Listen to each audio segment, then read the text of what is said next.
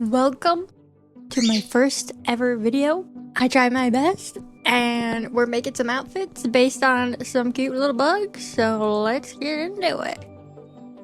This is my first one, which is like a mix of two different moon moths. I think one was a Spanish moon moth and one was a Chinese moon moth, and then they mixed together and made this little bad boy.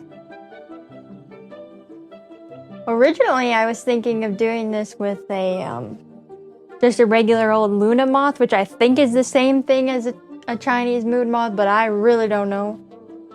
And I just went off the shape, you know. I like the corsets, like those Lacemade corsets.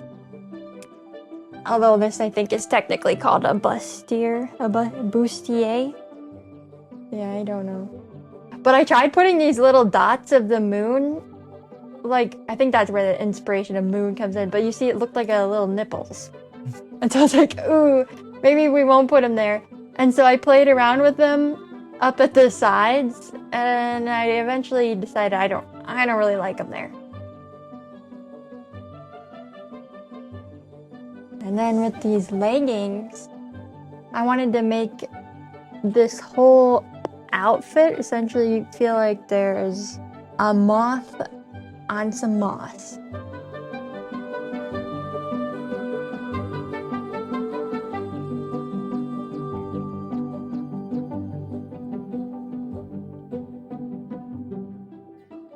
I had seen this one artist on TikTok who had made this jewelry that looked like spider webs with little dewdrops on them, and I think it was just like hot glue or something like that, or it was probably resin, but it was just like a little string with a bunch of little dewdrops on it.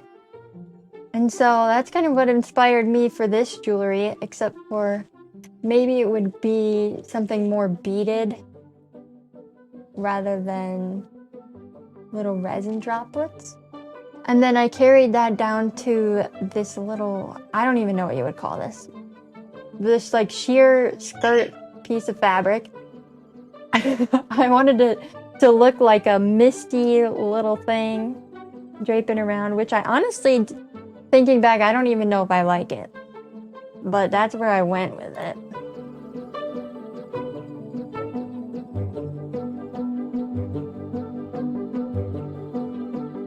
Alright, here is how my moon moth outfit turned out, and we can move on to the next one. This one's inspired by a little zebra isopod. I just went ahead with my first idea, which was to make little baby isopod shoes and making kind of a strange heel with it, like a little sneaker heel where the bottom part represents like its little legs. So it's, if you think about it, it's kind of an awkward looking thing with it having like really long legs in the back. Other than that, I played with the laces. I just looked up unique ways to lace your shoes, and I chose one. And I put it on there because I liked how those little X's looked. And then you'll see I later brought those X's into other parts of the outfit. So like right at the waistband of the skirt and right where the little shawl meets with those little dewdrops of gems again. Then just throughout, I tried to keep the stripes, you know, zebras. You gotta have the stripes. Oh yeah, I had this idea for those hair accessories. I had seen these beaded hair clips. They're little barrettes where some jewelers had added just their own little charm to the end.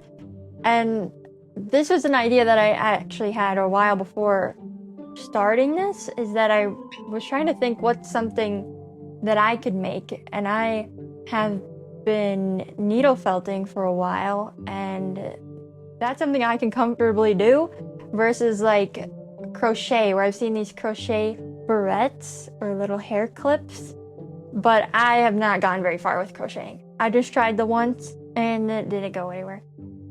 So my thought is that these little isopods would be needle felted, and I could attach it to one of those barrettes that has those strings or the little spot to attach the beaded strings that will dangle at the sides.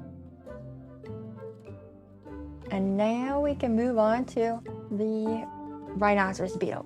I think this is a rhinoceros beetle. I really don't know because I just found these on Pinterest and I'm going off of what Pinterest is telling me. I don't know. I don't know much about these bugs, but so I found this. It says it's a rhinoceros beetle, and then I look up rhinoceros beetles and none of them look like that. They look similar, but not exactly like that with the arrangement of those little horns they have and the prongs on the nose bit. But I'm sure you could find something like this if you look up rhinoceros beetle. So with this one, I kind of started off with a similar idea in the headpiece where it's like something that I could make. I had made these wet felted hats before that were like little flowers and, well, a flower and a... You called it Hercules. Mushroom. Hercules beetle? Hercules rhino beetle. Hercules rhino beetle. Okay, this is a Hercules rhino beetle. And, what was I saying?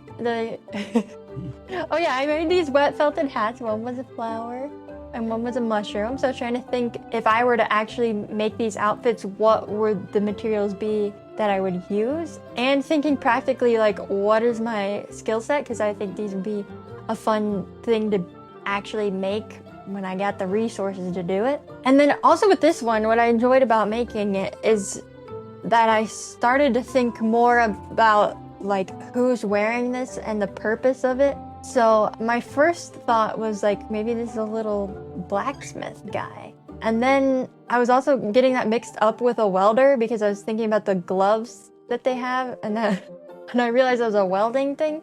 Then I was kind of thinking about my own characters, which is a little beluga character and a little like merfolk person. And once the beluga grows up, it can serve as a mount. So I was thinking maybe this guy is someone that they would come across and maybe buy their first saddle from. So I looked into a little bit of saddle making and added some of those tools that they use. Honestly, just basic ones. Like I just put some scissors in there. And that's kind of my thought of where it would go, as well as like the stick he's holding. My initial thoughts with this stick is that I just want to get that little rhinoceros horn in there. And so my thought with the stick is that maybe that is something similar to the hooks that shepherds will use, or like maybe he just uses it to grab stuff that's high up. Like maybe he's got so many tools that he needs to hook stuff off of the wall. I don't know. I also want to talk about these leg warmers. I added leg warmers in both of these last two designs because I really like just the shape that it gives. Oh, as well as these little camel toe shoes. I didn't know they were actually called camel toe shoes because that feels really silly, but you can hardly even see it. But I felt like those shoes represented their little two-toed feet they got. Ooh, I also had added to the pants these little like flares or prongs to represent the kind of little bits that stick out on their legs, like around their, what I would equate to our knees, right around that part. Alright, so here is how they turned out. You got the beetle, you got the moth, and the little isopod. Let me know which one's your favorite. Thank you. Thank you. These are my bugs.